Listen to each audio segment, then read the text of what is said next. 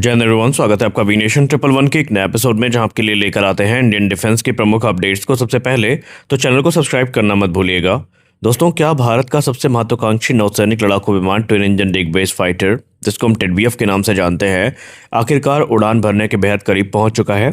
क्या भारतीय नौसेना के MiG-29 के लड़ाकू विमानों की जगह लेने वाला पूरी तरीके से स्वदेशी फाइटर जेट तय हो चुका है? और क्या अगले 5 सालों के भीतर टेडबीएफ का पहला प्रोटोटाइप आसमान में उड़ान भरता हुआ दिखाई पड़ेगा? आखिरकार अगर ऐसा होता है तो क्या यह भारतीय नौसेना के लिए ही नहीं बल्कि पूरे भारतीय एरोस्पेस सेक्टर के लिए एक ऐतिहासिक उपलब्धि होगी?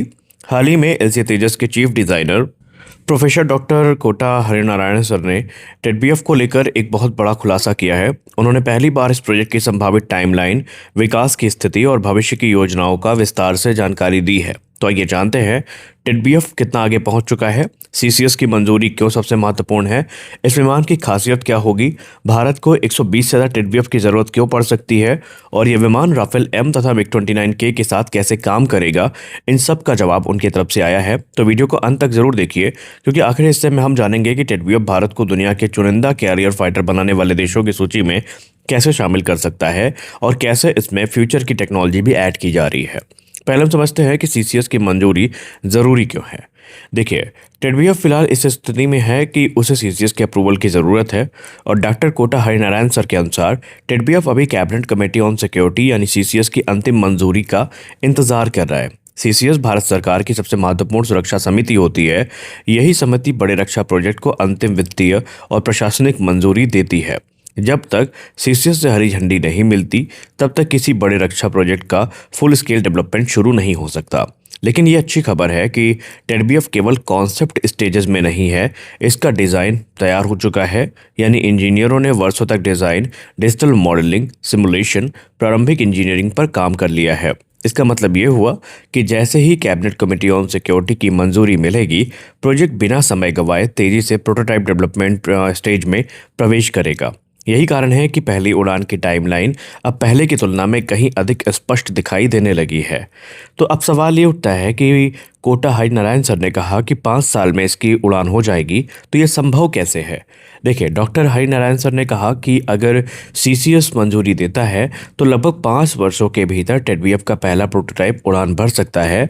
निस्संदेह आपको सुनने में ये समय लंबा लग सकता है, लेकिन फाइटर एयरक्राफ्ट डेवलपमेंट के हिसाब से ये काफ़ी तेज़ गति मानी जाती है। क्यों? क्योंकि टेडबीएफ बिल्कुल नई डिज़ाइन वाला विमान है।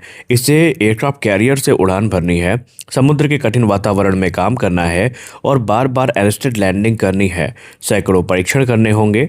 ऐसे में 5 वर्षों में पहला उड़ने वाला प्रोटोटाइप अगर तैयार हो जाता है तो वास्तव में ये हमारे लिए किसी बड़े उपलब्धि से कम नहीं है। तो 2030 के शुरुआती वर्षों में टेडबीएफ पहली बार आसमान में हमें दिखाई दे सकता है। अब अगर हम बात करें भारतीय नौसेना की, तो ये भारतीय नौसेना में शामिल कब होगा? देखिए, जाहिर सी बात है, पहली उड़ान के बाद फ्लाइट टेस्टिंग का एक नया दौर शुरू होगा, जहां पर इस दौरान हज़ारों घंटों की टेस्टिंग होगी, हर सिस्टम की जांच होगी, कैरियर लैंडिंग ट्रायल्स होंगे, हथियार परीक्षण किए जाएंगे, हाई सी जो ऑपरेशन है उनकी जांच होगी, और अगर सभी परीक्षण सफल रहते हैं तो ट्विन इंजन डिग बेस्ड फाइटर तकरीबन 8 वर्षों के भीतर जो है ये भारतीय नौसेना में शामिल किया जा सकता है। यानी 2033 से 2035 तक इसकी शुरुआती स्क्वाड्रन सेवा में आने की संभावना बन सकती है। हालांकि ये काफ़ी अग्रेसिव टाइमलाइन है, और एग्जैक्ट क्या होगा ये तो हमें सीसीएस अप्रूवल के बाद ही पता चलेगा।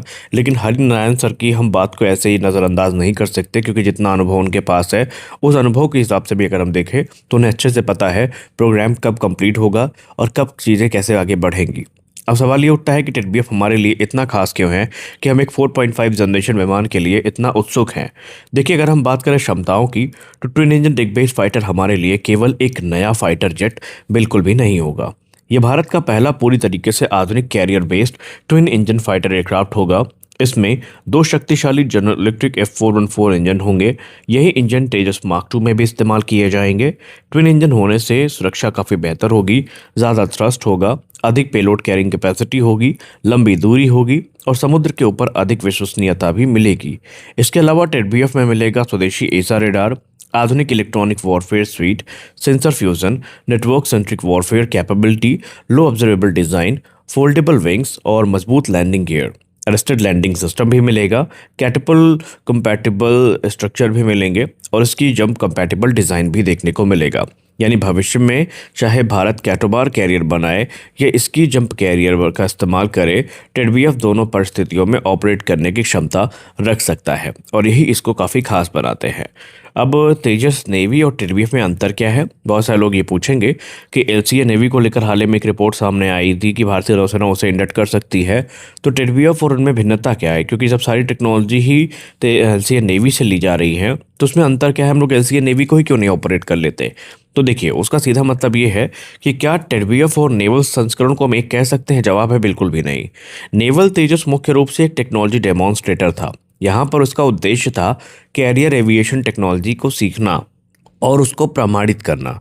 लेकिन टेडबीएफ शुरुआत से ही एक कॉम्बैट एयरक्राफ्ट के रूप में डिज़ाइन किया गया है। इसका आकार बड़ा है, 2 इंजन है, अधिक ईंधन ले जा सकता है, ज़्यादा हथियार ले जा सकता है और बेहतर कॉम्बैट रेडियस भी प्रोवाइड कर सकता है और ऑपरेशनल रिक्वायरमेंट को ध्यान में रखकर ये बनाया गया है। अब 120 से ज़्यादा टेडबीएफ की ज़रूरत क्यों है? देखिए, सरकार पहले ही 88 टेडबीएफ खरीदने की योजना की मंजूरी दे चुकी है, लेकिन डॉक्टर हरिनारायण सर का कहना है कि भारतीय नौसेना की वास्तविक आवश्यकता 120 से अधिक जो विमान हैं उनकी हो सकती है। क्यों? क्योंकि भारत भविष्य में एक नहीं, 2 नहीं, बल्कि कई कैरियर बैटल ग्रुप संचालित करना चाहता है। हर एयरक्राफ्ट कैरियर पर पर्याप्त एयरक्राफ्ट में चाहिए होंगे। इसके अलावा जो ट्रेनिंग यूनिट्स हो गई, रिजर्व फ्लीट हो गई, मेंटेनेंस रोटेशन हो गया और भविष्य में होने वाले जो एट्रिशन रिप्लेसमेंट के लिए अतिरिक्त विमानों की आवश्यकता होगी। यानी आने वाले वर्षों में टेडबीएफ भारत का सबसे बड़ा नेवल फाइटर प्रोग्राम बन सकता है। तो अब मिग 29 की जगह कौन लेगा?